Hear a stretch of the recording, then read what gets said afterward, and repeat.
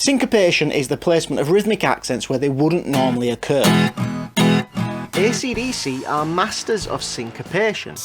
If we're in 4/4, we count 1, 2, 3, 4. These are the strong beats. If we add off beats or weak beats in between these, then we get 1 and 2 and 3 and 4 and. So let's start playing around with these.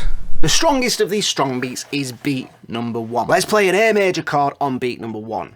A major, so ACDC. Now let's add another on the and after beat number 2, beat number 3, and the and after beat 3 as well. So it's going to go 1, 2, and 3, and 4, and. And let's finish this bit off with an and after beat 4 as well. So 1, 2, and 3, and 4, and. Classic ACDC. By displacing these rhythmic accents on different beats so that they play on a combination of strong and weak beats, we've added syncopation to our simple A major chord. Syncopation. Let's try something similar with a G chord. So now with the G chord, this time let's play on the strong beats, beats 1 and 2. 1, 2. And how about we play the off beats on 3 and 4? So 1, 2, 3, and 4, and.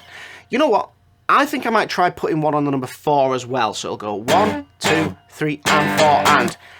Yeah, I think that sounds better. I think that sounds better too. If we go back to the A chord and play the same rhythm as we had before, then we've got a 3-bar riff now. Let's add a 4th bar, and how about we finish now with a D major chord. Let's just play the D major chord on beat 1, let it ring out across the first 2 beats, then on beat 3, let's play the chord again, but then let's leave some space for the rest of the bar.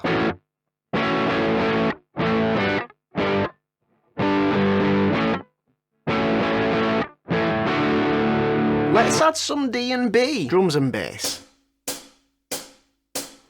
Whoa, stop, wait a second. So, before we do that, don't you think it's probably a good idea to discuss what the drums and bass should be doing? Suppose we should. Cliff Williams, the bassist for ACDC, is quoted as saying, "ACDC's songs are very guitar driven, so I don't need to be noodling around underneath. I just need to be driving it." Cliff, well said. Angus is providing the panache.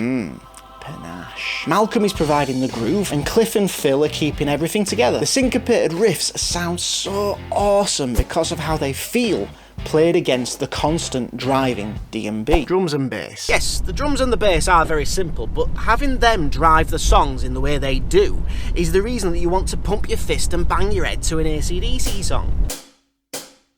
Sorry, I won't actually be playing any of ACDC's music in this video for obvious reasons.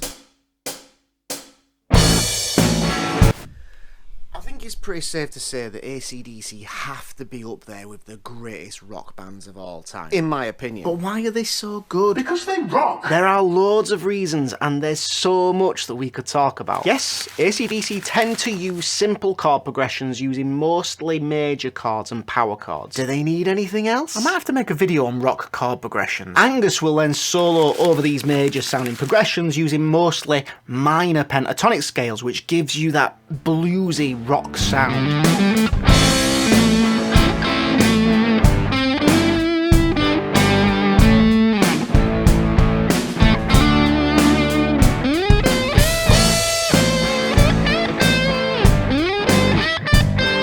So cool. There are loads of things that give ACDC their legendary sound, but the thing that I think characterises their sound most, for me, is the groove. Syncopation. As always, the goal isn't to try and sound like ACDC. The goal is to take things that we like in the music that inspires us and see if we can add a new ingredient to our own music. I'm going to try and write something groovy and see if I can use some of this.